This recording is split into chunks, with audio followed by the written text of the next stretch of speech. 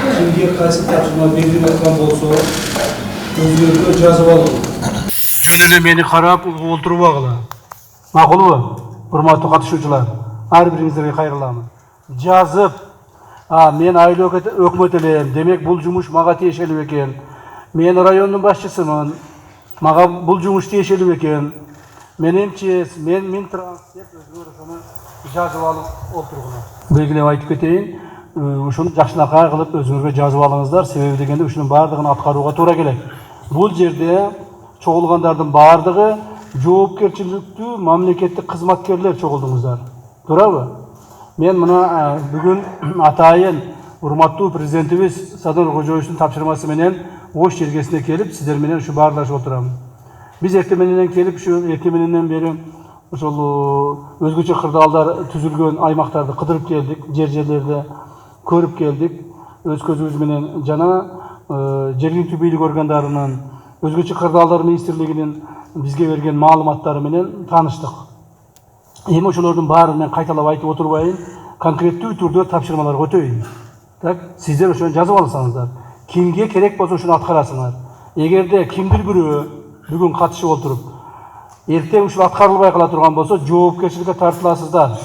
Урматтуу катышуучулар, ошону эстен чыгарбаңыздар. Биринчи, кээ бир жерлерде орусча жазылып калды, мен орусча окуп бере берейин, эми баарыбыз да орусча түшүнөбүз, орусча, кыргызча кылып алып кете беребиз. Биринчи, возле русл рек и силовых саев в соответствии с требованиям запрещается зона отдыха и строительства домов 50 метров от берега, водоохраняемая зона. Билесиңер, бизде тигеле ватхоздун өзүнүн положениясы бар. Ошонун негизинде ошол сайлардын русло рек деп коет, жанагы агып аткан сайлардын водоохранный зона 50 метр жээктен 50 метрден кийин гана курулуш жүрүш керек. Ошону сакташыбыз керек. Эгерде ушуга чейин ушул нерсе сакталбаган болсо, мындан ары жер бөлгөнүңөрдү ушуну сактагыла. Бул бир. Ал эми ушул убакка чейин сакталбай келген жерлердин бардыгын мен төмөндө айтып өтөмүн, биз эмне кылабыз аларды. Экинчи, запрещается местным органам власти без согласования с МЧС выдача новых земельных участков под строительство. То есть под строительство какие строительства? Возле реки, возле поймы реки, участки, где имеется угроза природного характера. То есть жанагы суулардын боюнан, же болбосо жанагы катаклизм боло турган жерлерден участкаларды бербесиңер керек. Бул айыл өкмөттөргө тиешелүү, жана райондук акимдерге тиешелүү. Эгерде ошондой жерлерден участкаларды бере турган болсоңуздар, сөзсүз түрдө МЧС менен согласовать эткиле. Эгерде МЧСтин мыйзам бар, о гражданской защите деген. Ошол жерде конкреттүү түрдө жазылып турат. МЧС имеет право давать предписания любым государственным органам. Предписания МЧС должны все обязательно в порядке исполнять.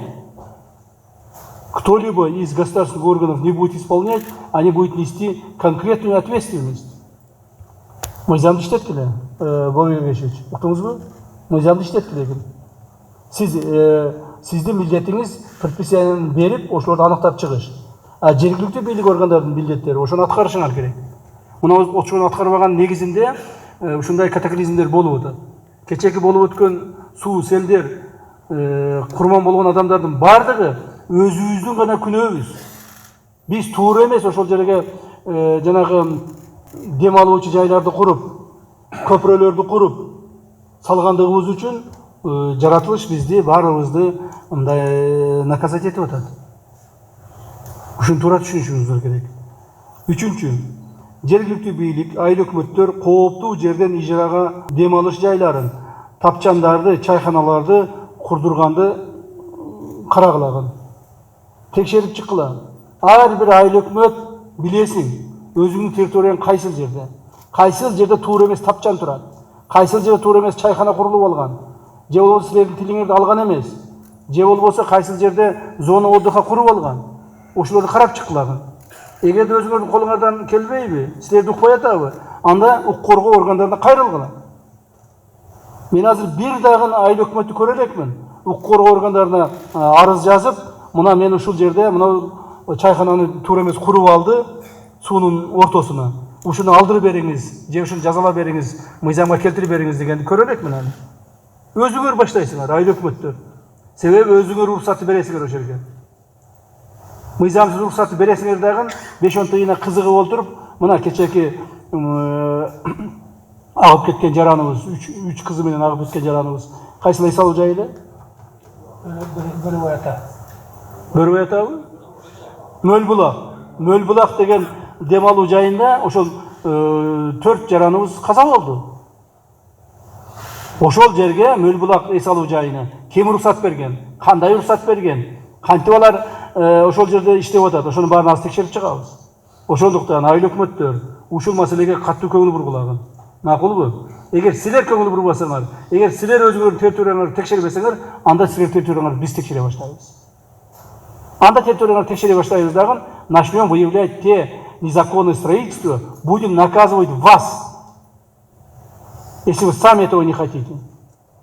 Если вы сами этого не хотите, чтобы там сами проверили, чтобы ликвидировали это незаконное строительство, тогда мы начнем вас проверять. Ошондуктан урматтуу айыл өкмөт башчылары, өзүңүздөр ишти баштагыла. Бүгүндөн баштагыла. Мына бүгүн совещание бүтөбү? 1 сааттан кийин. 1 сааттан кийин ушуну баштагыла. Макулбу? Эгер баштабай турган болсоңуздар, мен айткандай, биз анда силердин жоопкерчилигине карайбыз, анда биз баштайбыз. 4-чү. Снос всех мостов по руслу реки Акбура, которые не соответствуют нормам строительства и целоустойчивости. Биз эсептеп чыктык, 11 мост бар экен. Акбурадачы 11 мост бар экен. Мостторду жөн эле курбастан, кээ бир баягы чайханалар архибетке өтүш үчүн, өзүнө удобный болуш үчүн куруп алгандар бар экен. Кээ бирлери мостторду куруп туруп, үстүлөрүнө баягы торговый точкаларды орноштуруп алышыптыр. Мосттордун үстүлөрүн базар кылып алышыптыр. Мына ушунун бардыгы кечеки адам өлүмүнө алып келди. Канчалаган миллиондогон чыгымдарга алып келди.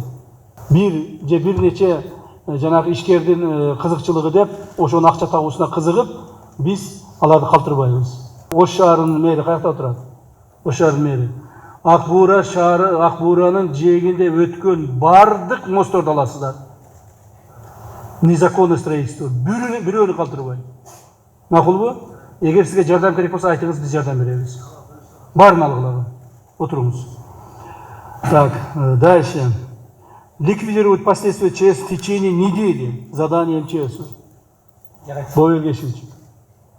Азыр эми жерлерде жанагы мен көрүп келдим, көптөгөн үйлөр тазаланып калыптыр, көчөлөр тазаланып калыптыр, бардык ордуна калыбына келтирилип атыптыр. Баягы восстановительные работы. Но тем не менее, еще раз повторяю и ставлю задачу Министерству чрезвычайной ситуации в течение недели ликвидировать все последствия чрезвычайной ситуации. Все последствия. Эч бир жерде ошол ЧС болуп өтүп, каналдар тазаланбай, жолдор тазаланбай, үйлөр тазаланбай, социалдык объектилер тазаланбай, ушундай жерлер калбасын. Макулбу? Жергиликтүү бийлик органдары менен кошо в течение недели. Эртең бир адам эгерде жалобы этип чыкса, менин үйүм тазаланбай калды деп, анда бой беришүүчү личный өзүңүз жооп бересиз. Уктуңузбу? Ошол айыл өкмөттүн башчысы Жаким менен кошо. Ошондуктан ушул маселени өзүңүз контролго алыңыз. Так. Восстановление мостов, дорог, рек до конца августа, то есть объект инфраструктуры. Минтранс, каякта? Минтранс, жергиликтүү бийлик органдары ушул ЧС болуп, ошонун негизинде алынып кеткен жанагы жолдор, бузулган жолдорду, бузулган көпүрөлөрдүн бардыгын август айынын аягына чейин бүтүрөсүңөр. Уктуңузбу? Август айынын аягына чейин. МЧС ушуну контролго алыңыздар. Жергиликтүү бийлик органдары, Элчебек Нуржадыевич, алыңыздар контролго. Анан кийин бузулган көпүрөлөр жылдар жатып калчу эле. Жазга чейин, 50 жылга чейин деп машиналарды айлантып өткүзүп коюп, анан кийин күтүп отурат элеңер. Андай болбосун. Макулбу? Августтун аягына чейин бүт бардык көпүрөлөр, бардык жолдор өзүнүн калыбына келиш керек. Кантип иштейсиңер, это ваша проблема. Работайте днем и ночью. Создайте 2 смены работы. Так, это ваша проблема. Уктуңузбу? Вот, протокол жазылып атат, протокол ким жазып атат? Введите протокол. будете подписывать Минтрансу, МЧСу, местным органам власти, главам. И по этим срокам мы будем проверять вашу работу. Мақұл ба? Дальше. Контроль за расходами, полученных от государства на строительство домов, будет производить лично акимом и также контроль качества домов. Акимдер келді бе? Тұрғылач? Где акимы? Сузақ районы акимы, сіз. Өзгөл районы акимы, сіз. Қарақұлжан акимы, сіз. Алай акимы, сіз. Ноқат акимы, сіз. Нокен, сіз. Базарқорған акимы. Урматтуу акимдер. Біз азыр мен размерлерін айтам, қанша сумма қаяққа бөлінеді, ошолордун бардығына сіздер контроль қыласыңдар. Уктуңар бы? Біз бөліп берген ақчаларды на местах қайсы үйге бөліп беріп атабыз, по адресам будет. Адресное выделение. Так, ошол ақчаларды именно үй салыш керек. Именно ошол жығылған үйлерді орнына тұрғызыш керек. Капиталдық оңдоодон өткүзүш керек. Кейбірлер ақчаны алат дагы базарға барып коет. Банктағы кредитин жаап коет. Же бирөөгө карызга берип коет. Же болбосо дагы той топурга барып туруп жок кылып коет. Дагы мына үйүм жок, үйүмө кече кулады эле, мага жардам беришпеди деп отурушат. Эгер андай боло турган болсо акимдер жооп бересиңер. Лично акимы. Уктуңарбы? Акимдер. Алгыла дагы өзүңүн районуңда канча үйдү бутуна тургузуш керек, канча үйдү капиталдык оңдоодо өткүзүш керек. Ошого канчалаган акчалар алынды. Максаттуу пайдаланып атабы, пайдаланбай атабы. Лично вы будете отвечать. Отныне. Мурда эч ким жооп бербейт эле. Акча бөлүндүбү, бөлүндү. Жеттиби, жетти. Эмне болду дальше ал акчанын тагдыры кандай болду, эч ким карабайт эле, туурабы? Эми андай болбойт. Да, государство будет помогать, но еще государство будет контролировать. На местах как раз вы являетесь представителями нашего государства.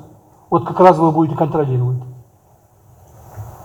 Анан срогуна, баягы убактысына карап туруп, жообун жана отчетун бересиңер.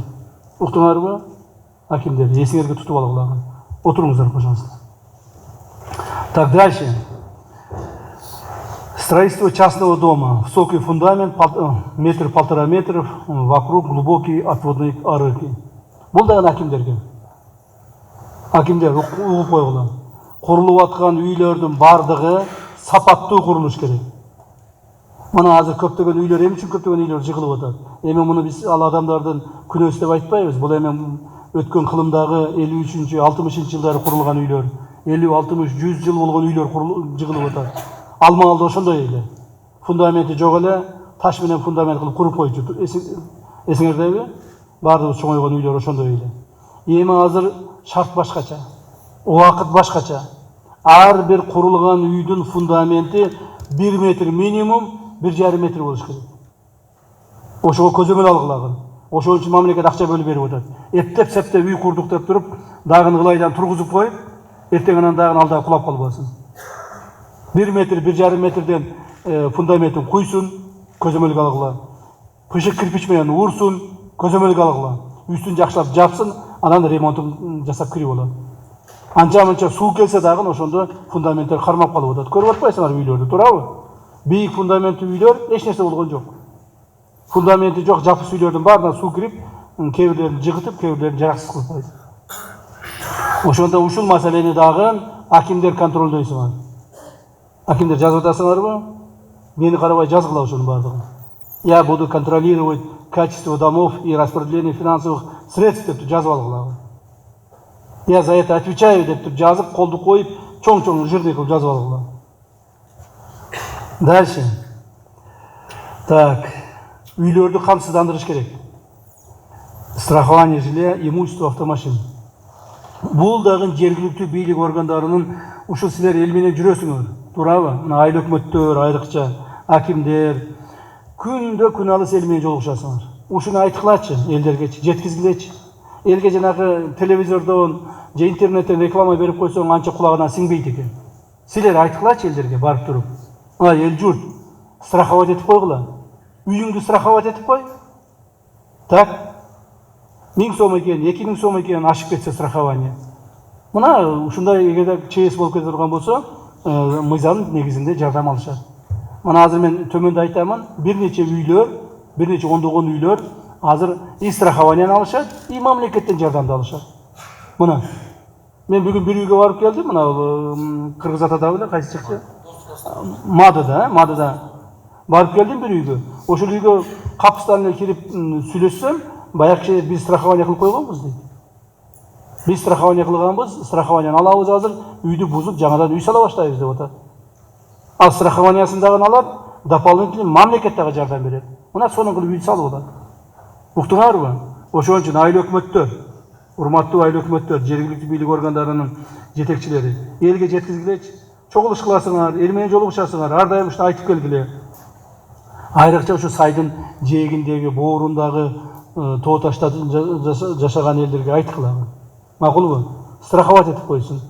1000 сом, 2000 сом, 3000 сом бул көп деле акча эмес го. Бирок мыйзамдуу акчаларды алганга мүмкүнчүлүк түзүлөт. Дальше. Жанагы эмеге Минтранс. Жана федеральный жолдор болот го Минтранс. Турбайсызбы айтканда, кимде турасыз? Так, жанагы чоң-чоң облустарда кошкон, кандай деп айтылат? Республикалык деңгээлдеги, республикалык деңгээлдеги жолдор барбы? Ошол жолдордо көп жерлерде жанагы мостторду куруп атпайсыңарбы? Анан турбаларды коюп атасыңар, туурабы? Ошол жерлерде баягы сай деле өтпөгөн жерлерге турбаларды коюп атасыңар. На всякий случай сел келсе ушу турбалар өтүп кетсин деп. Туурабы? Ошолордун бардыгын анализ кылып чыккыла. Так, ошолордун бардыгын текшерип чыккыла. Биз силерге предложение кылабыз. Ошолордун ордуна селедуктарды куруш керек. Селопропуск. Ошолорду жасап койгула. Так, ал жерден постоянно суу акпайт. Сел келгенде гана ага турган селопропусктарды жасап койгула. Макулбу? Жанагы турбаларды алып салгыла бар жерден. Ошолорду карагыла, ал турбаларды алып турган салып коюш көп деле акча кетпейт. Просто ошого мындай бир чарбалык, орусча айтканда хозяйственный подход болуш керек да. Жүрөгүң менен күйүп жасашың керек ошону үчүн. Күйүп болбойт бул жерге. Муну турбаны алып салайлы, мунун ордуна баягы селопропусктан жасайлы деп туруп аракет кылышыңар керек. Макулбу? Жарайт. Вот анализ кылып туруп, ошолор боюнча МЧС менен чогуу даярдап туруп мага отчетун берип берди. Макулбу? Канча жерден силер ошол турбаларды алмаштырдыңар? Канча жерге бул бир эле азыр Ош облусунда эмес, бардык жерге. Кыргызстан боюнча бүт немелерди карап чыккыла. Ошол турбаларды баарын алмаштыргыла. Хорошо? Хорошо. Все, макул отуруңуз. Так, дальше. Перенос рынка Ош базары Мергорода. Мергорода совместно с губернатором Ошской области. Пожалуйста, отуруңуздар. Ош базарын жылдырабыз. Ош базарын жылдырбаса болбойт. Ош шаарында мындан ары порядок кылабыз. Ош шаарында порядокты өзүм колго албасам болбой калды окшойт. Ош шаарында порядок кылабыз. Мына бул ошол Ак Бууранын жээгиндеги Ош базарынын баарын жылдырабыз. Коопсуз жакшынакай жерди таап, ошол жерде мына мэрия азыр даярдап атат рынокто. Ошол жака баарын жылдырабыз. Перенос рынка Ош базары канча убакыт керек сизге? Мэр, айтыңыз, мен жазып коеюн. Канча убакытта баштайсыз? Сегодня баштайсыз болот. Жер маселеси бар, киши трансформация ошол вопрос. Так, никаких вопросов не будет. Со стороны государства, правительства мы решим все вопросы. Вот самое главное, сиз жанагы элдерге шарт түзүп берип которушуңуз керек. Канча айда которуп бүтөсүз? Потребуется сколько месяцев? 1, 2, 10 күн. 2 ай. Август, сентябрь. До конца сентября. До конца сентября Ош базары көчүп бүтүш керек. Макулбу? Конкретно поставлена задача. Вот эту задачу надо выполнять. Эме сиз жардам бериңиз. Макулбу, жардам бериңиздер. Элдерге туура түшүндүрүп айткыла, отуруңуз. Себеби дегенде, урматтуу жетекчилер. Себеби дегенде муну биз перенос кылбасак, эртең дагы кайталанышы мүмкүн. Ким билет? Мына суунун боюнда турат. Туурабы? Положение боюнча дагы ал жерден 50 метрге чейин эч кандай курулуш болбош керек. Ал жер жөнөтүп аткан эле жол болчу. Жолдун үстүнө базар кылып алышкан. Андай болбош керек. Ал жерде биз парк кылып коебузбу, же жол бойдон калтырабызбы, аны жергиликтүү бийлик органдары өздөрү чечсин, бирок ал жерде базар болбош керек. Бир айдан кийин дагы ушундай сел жүрсө эмне кылабыз? 6 айдан кийин сел жүрсө эмне кылабыз? Эмдиги жылы жазда дагы ушинтип сел жүрүп, дагы буюмдарын агызып кетсе эмне кылабыз? Ошондуктан бул суроону биз тез бүгүн раз навсегда чечишибиз керек. Ош базарын ошол мэрия көрсөткөн жерге алып чыгып, көчүрүп, баардыгына жакшынакай кылып беришибиз керек.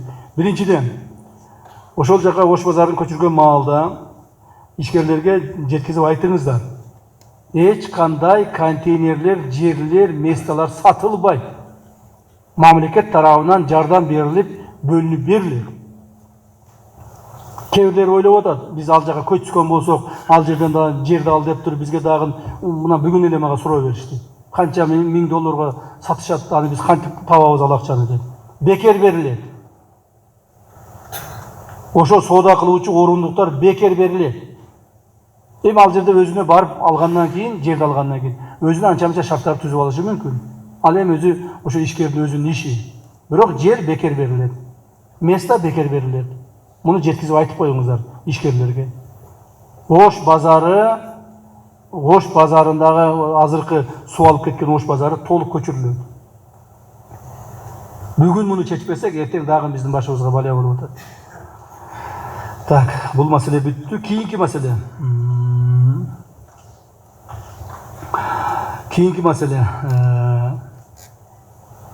Провести расследование максимального пропуска воды из Папанского водохранилища, несмотря на предупреждение МЧС о возможных целях в связи с ливневыми дождями.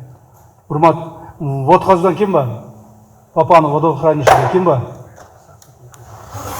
Сиз кимсиз? Айтып коюңуз. Областық су чарба айтыңыз. Областық су чарба башкармасынын жетекчиси Абдуллаев Руслан. Так, жаныңыздагычы? Папан су сактагычынын жетекчиси Курсан Элембаева. Өкөң туруп угуп тургула эмичи? Туруп угуп тургула. Ошол жанагы Ош шаарын суу алган күнү негеди Папан суу сактагычынан эң көп суу кой берилген. 59 метр куб секундасына.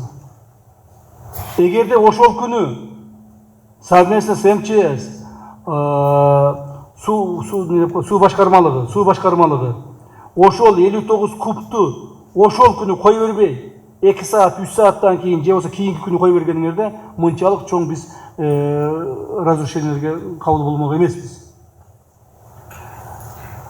Ак Буура дарыясына суунун батпай ашып кетишине суу чарбаны кызматкерлери дагы, Папан суу сактагыч кызматкерлери чоң күнөөсү бар. Бул боюнча мен азыр айтамын, эмне жумуш жасашты. Мына бул жерде мына МЧСти мага фактически наполнение водохранилища деп туруп, бул жерде как положено данныйлар турат. Муну эч ким эч нерсе кыла албайт, эч ким муну кетире албайт. Муну азыр биз тергөө кызматтарына беребиз. Так, тергөө кызматтары тез аранын ичинде чараны көрөсүңөр. Эмне үчүн күн бүркөлүп атса, жамгыр жаап атса, Папанда ошол күнү эң көп сууну кой беришет. А эртеси эле күнү, ошол күнү 59дан жүрсө, эртеси эле күнү 38ге түшүрүп коюшкан. Эртеси эле күнү 38ге түшүрүп койгон. Азыр болсо мына азыр көрүп атасыздар. Азыр мына чыгып карасаң, Ак Буурада суу почти жок. Аз гана агып атат. Туурабы? Ушунча суу толуп кетип аткан болсо, азыр кой бербейсиңер. Силер айтып атасыңар, ошо суу толуп кеткен деп. Папан суу сактагычынын толтурушу үчүн толук не деп коет жанагы. Толугушу 200 канча деди? 240 миллион суу экен. А ошол күнү 204 миллион болгон экен. То есть можно было еще сдержать. Кармап турса болот эле, дагы бир күн, 2 күн кармап турса болот эле. Эч нерсе болбойт эле. То есть булардын ошол МЧС менен чогуу жанагыдай несогласованность привела к большим разрушительным чрезвычайным ситуациям. То есть силер күнөөлүү болдуңар. Уктуңарбы? Отуруңуздар. Жооп тартасыңар. Дальше. Создание следственной группы по выявлению причин последствий чрезвычайной ситуации. Прокуратура, прокуратура, органы прокуратуры, органы безопасности, органы правопорядка совместно создайте следственную группу об расследовании последствий чрезвычайной ситуации. Каким образом так получилось? Эмне үчүн мындай болду? Жооптуу адамдарды непосредственно жооптуу адамдар сразу привлекли к ответственности. Эч кимди аямай жок. Бир дагы мамлекеттик кызматкерди, жооптуу кызматкерди аямай жок. Уктуңарбы? Эгерде кимдир бирөөнү аяп кое турган болсоңор, өзүңөр жооп бересиңер. Конкреттүү түрдө бүгүн маган жообун бергиле о создании следственной группы. Начинайте применять меры прямо сегодня, не откладывая на завтра. А кого указывать я не буду, это сами определяйте. Кроме того, определять всех тех руководителей, которые выдали разрешение возле поймы реки. Кто давал разрешение? Какой аким давал? Какой айле өкмөтү давал? Какой мэр города давал? Выявляйте, привлекать к ответственности. Вот он сейчас работает или не работает. Найдите, если он не работает. Где он сейчас уходит?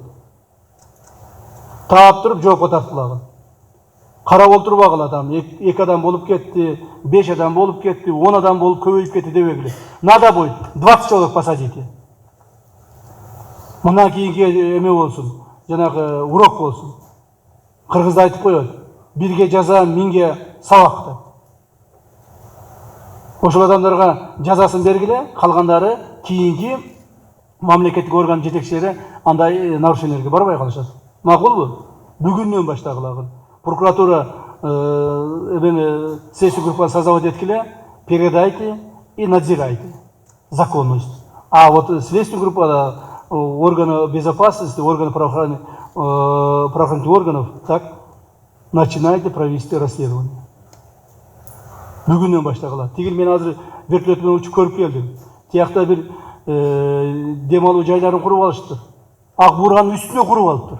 Конечно, ошол жерден кийин ЧС болот да. Ак Буранын жанагы эмесин жүрүп аткан жүрүшүн өзгөртүп үстүнө куруп алыштыр. Мына ошол жерде 4 адам каза болду кече. Кечеге агып кеткен бир аял 3 кызы менен именно ошол жерден агып кетиптир да. Ошонун баарын карап чыккылагы. Снести все объекты, которые построены нарушениями. Это раз. Во-вторых, привлечь к ответственности государственных руководителей государственных органов, которые выделили земельные участки на строительство таких опасных объектов. Следственная группа чыккыла, на местах метрлеп жүрүп карагыла. Макулбу? Ана сырткары, мэр города и губернатор, пожалуйста, ушел согласно положению о водоохранной зоне, так, 50 метров от берега должно быть, правильно, строительство вестись? Вот уж вы соблюдайте. От начала реки Харабура, то есть Акбура, от начала реки Акбура до конца рассмотрите. Все те объекты, которые мешают, всех убрать. Азыр порядок кылбасаңар качан кыласыңар? Бүгүн кылбасаңар, эртең ушул дагы кайталанат. Кичине бир мындай баягы жүрөк менен, акыл менен аракет кылгыңыздар да. Макулбу? Мэр города менен губернатор экөөңүздөр. Кому что относится? Если күчүңөр жетпесе, кайрылгыла. Мына прокуратура турат, укук коргоо органдары турат, ушулар кайрылгыла, булар жардам берет. Макулбу? Анан мурдагыдай соттошуп атат, оттошуп атат деп отурбагыла. Соттон эч ким жок да бул жерде турабы, алар чакырган эмеспиз. Органы безопасности. Возьмите на контроль. Надо будет судебное решение, быстро надо произвести судебное решение. Макулбу? Быстрым образом. Бир-эки жанагы акча таап жыргагандардын, акча таап ошол жерде иштегендердин укугун коргойбуз деп, миңдеген адамдардын укугун буза албайбыз. Адамдын өмүрүн алып кетип атат. Биз ага жол бере албайбыз. Пожалуйста, отуруңуздар. Дальше идем. Негизинен көрүлө турган чараларды баарын айтып бүттүм. Бардыңыздар керектүү адамдар жазып алсаңыздар керек. эми ошол элге баягы жабыртаткан эл журтка жардам берүү. Кантип жардам беребиз? Мамлекет тарабынан, өкмөт тарабынан. Урматтуу президентибиз ушуну мага тапшырма берип жөнөттү. Жеринде карап, жеринде өзүңөр анактагыла депчи. Биз бүгүн мына министр МЧС, президенттин атайын ыйгарымдуу өкүлү Ош облусту боюнча, шаардын мэри менен чогуу ушуну мындай анактап чыктык да. Эмне кыла турган болдук? Урматтуу жетекчилер, биринчи каза болгондорго 21 жаран биздики, 4 жаран Казакстандык экен. Эми Казакстан жаранын да кошуп кое берели, 25 адам деп коелу, туурабы? Бул республика боюнча. Кечээ эле Ош облусту боюнча эмес, республика боюнча. Бүгүнкү күнгө чейин быйылкы жылкы да бул, быйылкы жылкы 2024 жылкы болгон кырсыктардан жабыркагандар. Так, мен 20-июлга чейин деп коеюн, мына бүгүнкү күнгө 19-июлга чейин аныктагандарыбыз 25 адам болуптур. 25 адамга миллион сомдон жардам берилет. Ар бирине. Чоң бу, кичинеби, кичинекей жаш балабы же чоң кишиби, анын айырмасы жок. Ар бир каза болгон жаранга мамлекет тарабынан миллион сомдон жардам берилет. Муну МЧС контролго алабыз.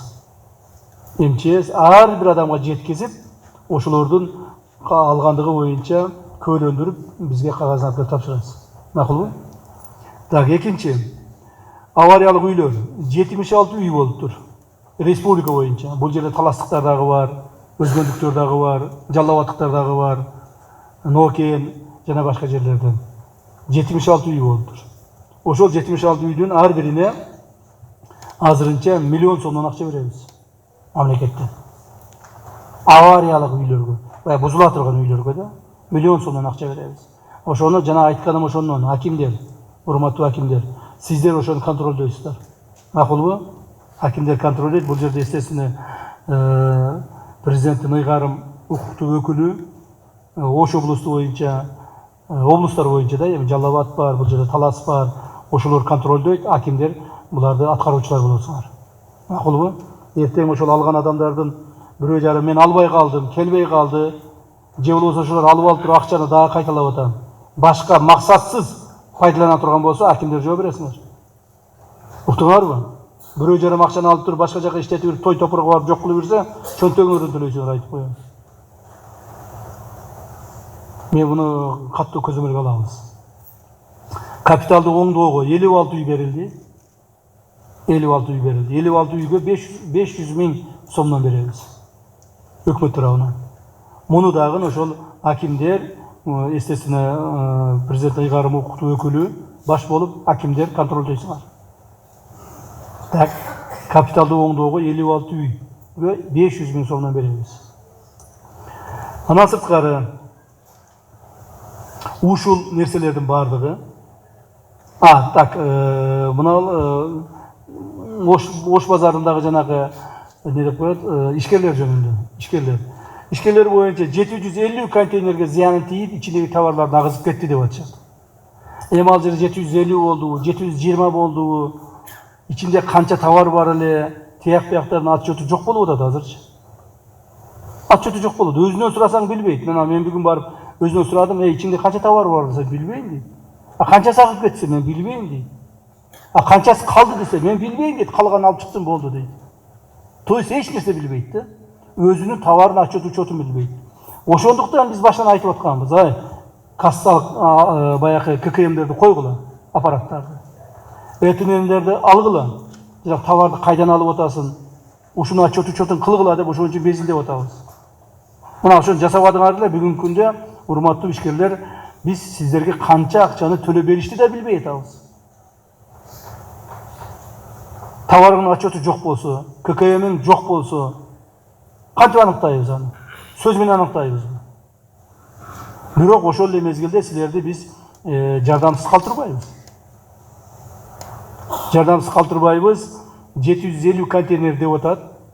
750 контейнерден ар бирине 100 миң сомдон акча беребиз.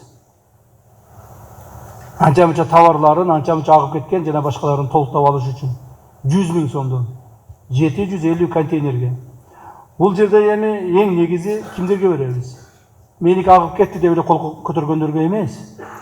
Меники жок, мына менин контейнеримде агып кетти деп эле чуркап чыгып кыйкыргандарга эмес.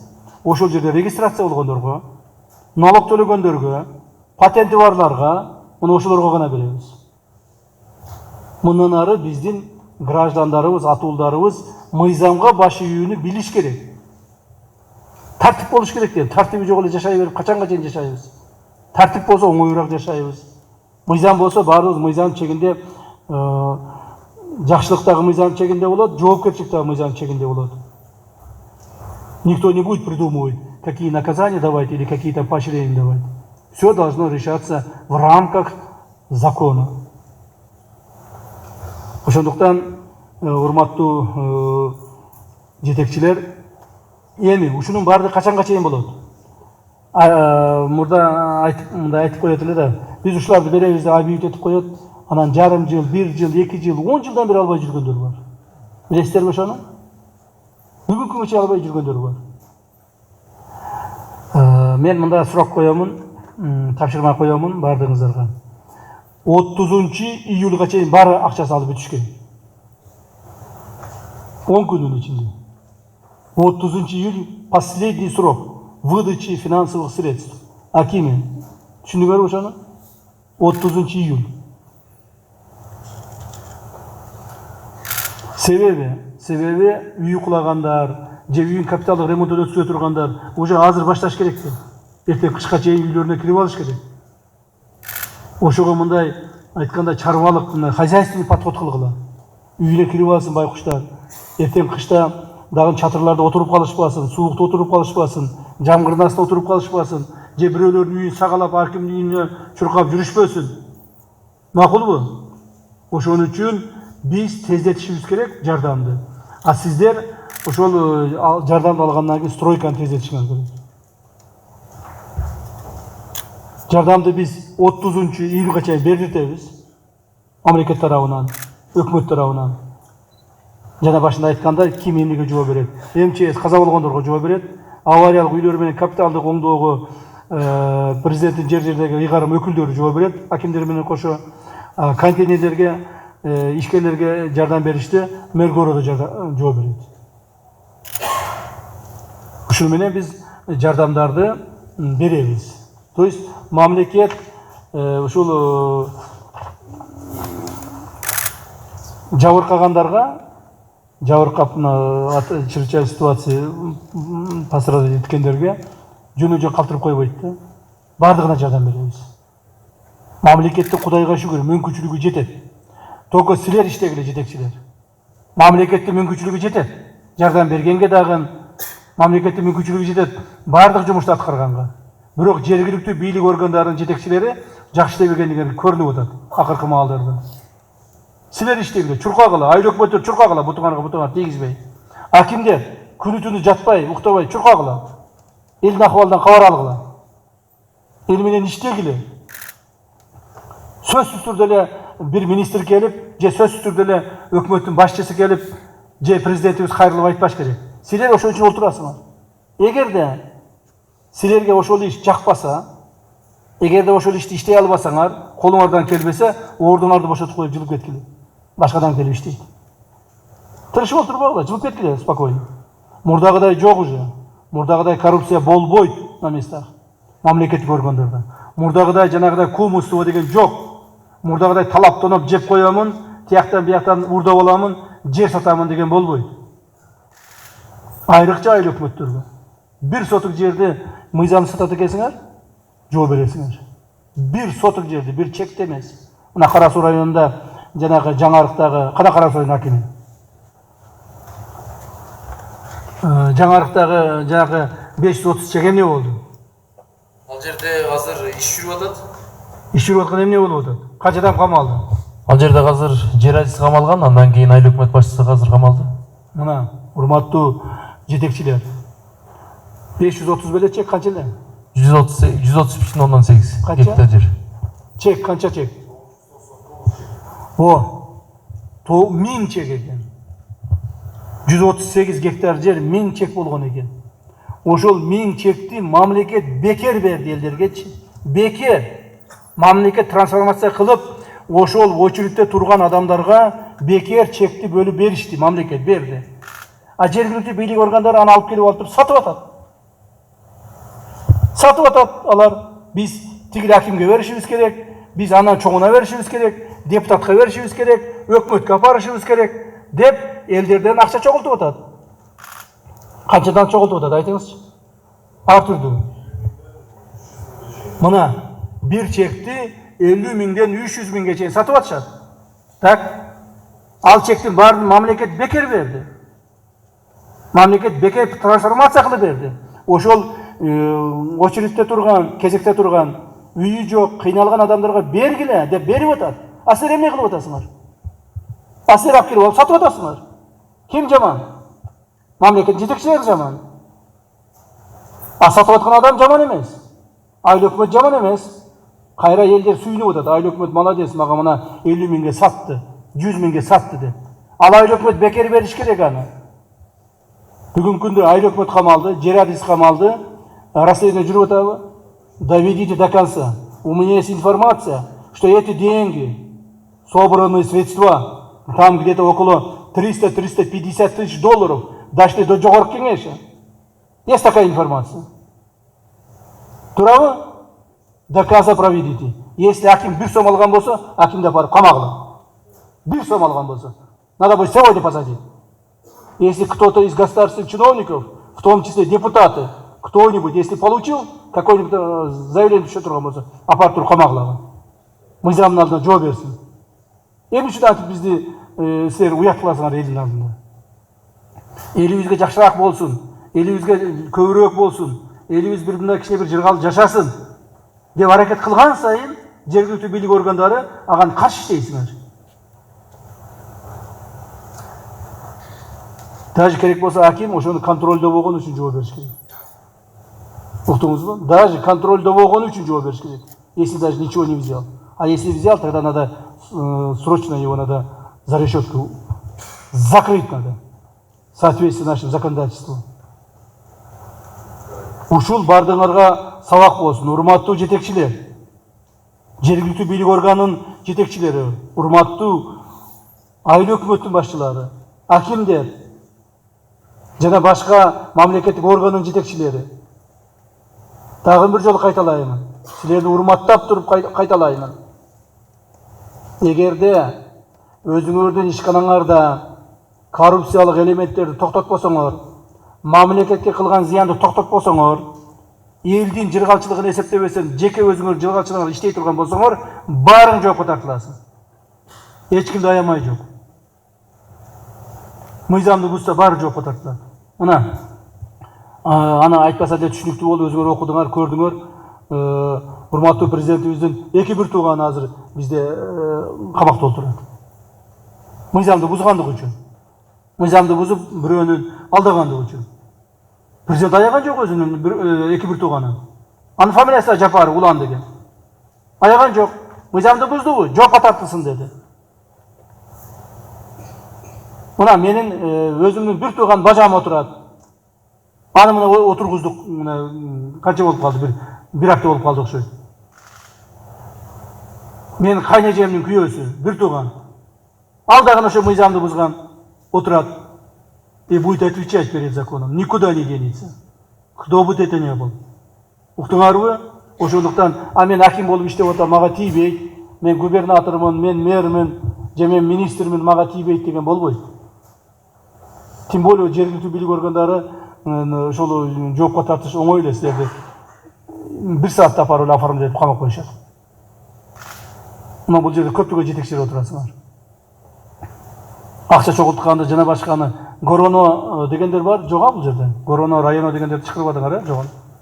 Айрыкча мектептерден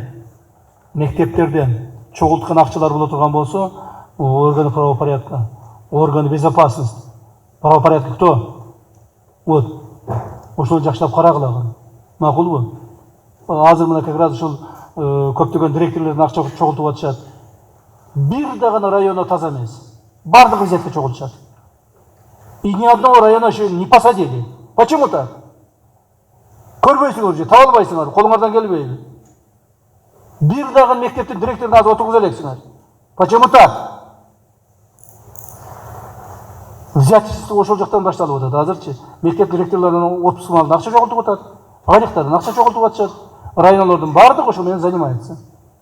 Я не знаю дальше, куда они девают эти деньги. Куда переправляют. Бирок мына экөөң тең айтып коеюн. Ош облусунан бир районун отургуздуңарбы? Отургуза элексиңер. Мына чүйлүктөр жакшы иштеп атат. Бишкекте жакшы иштеп атышат.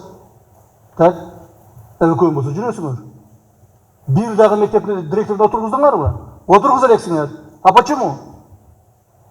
Анан сиз отургузмайынча алар үйрөнбөйт. Алар жүрө берет. Көрбөйт экен да, билбейт экен, а булар лопух. Өзүнчө эле погон тагынып алып кыйын боло беришет депчи. А вы им покажите законность. Иштегилегин катуура. Экөөңө тең предупреждаю. Катуураак иштегилегин. Отуруңуздар. Урматтуу жетекчилер, мына мен жалпы мамлекетибиз жүргүзүп аткан саясат боюнча эки ооз айтып коеюн. Урматтуу президентибиз Садыр Кожоевичтин баардыгыбыздын алдыбызга койгон талабы ушундай. Бир гана маселе. Биз баарыбыз биригип алып туруп, мамлекеттик органдардын баардыгы биригип алып, бир гана маселе чечишибиз керек. Бир гана маселе чечишибиз керек. Бул кайсыл маселе? Бул элдин жыргалчылыгы, элдин турмушунун оңолушу. Биз канча чогулуш өткүзбөйлү, канча кыйын болбойлу, канча иш кылып атам деп чуркап, ылай кечип алып туруп аны экранга көрсөтпөйлү, бирок элдин турмушу оңолбосо, кылган ишибиздин натыйжасы болбойт. Биздин ишибизди бир гана нерсе менен бааланат. Мамлекетте жашаган элибиздин турмушунун оңдолушу. Анын үчүн ар бир аракет кылышыбыз керек. Водоканал аракет кылыш керек. Так. Жанагы эмелерден не деп коет, жанагы сууну бекитип саткандардан акча чогултпастан. Так. Тазалык ишкана аракет кылыш керек. Жанагы эмелерден, клиенттерден, ошол жанагы не деп коет эле, абоненттерден взятка алып туруп чогултпастан. ГАИ да аракет кылыш керек. Баарыбыз аракет кылышыбыз керек.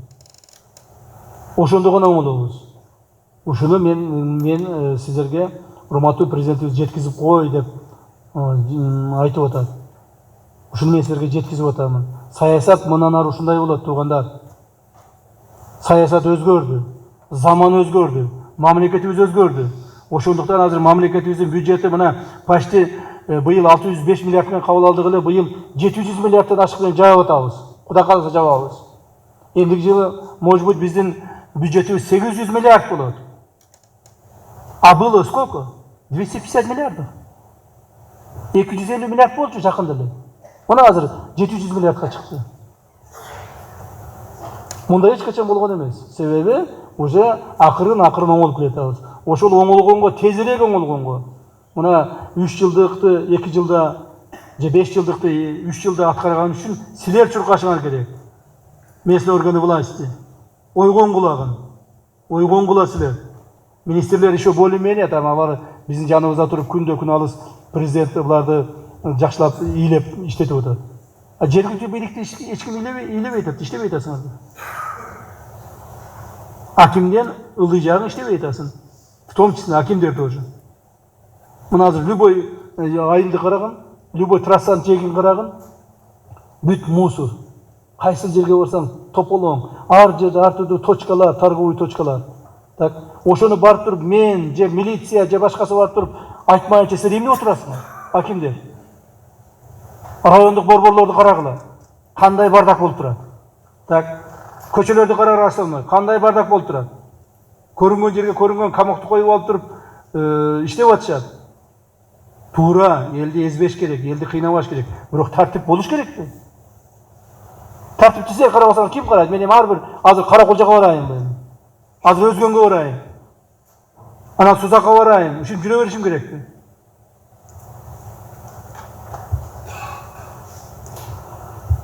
Мен эми бир аз силерге критический мындай өзүмдүн жанагыдай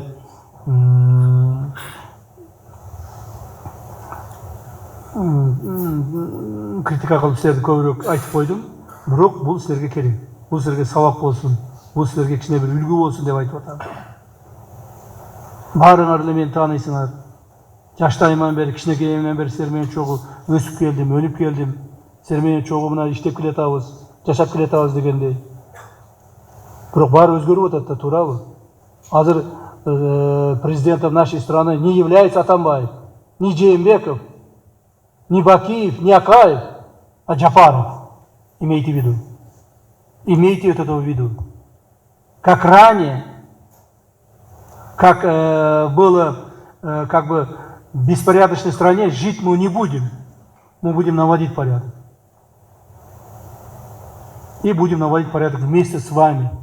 Без вас мы кто? Никто. Силерден башка силер болбосо муну биз кимбиз? Биз жетекчилерине коюп эч нерсе кыла албайбыз. Силер кыласыңар иштин баарын. Рахмат укканыңыздарга. Анда берилген тапшырмаларды өз убагында аткарууну мен силерден суранамын жана талап этемин. Протоколду жаздыңарбы?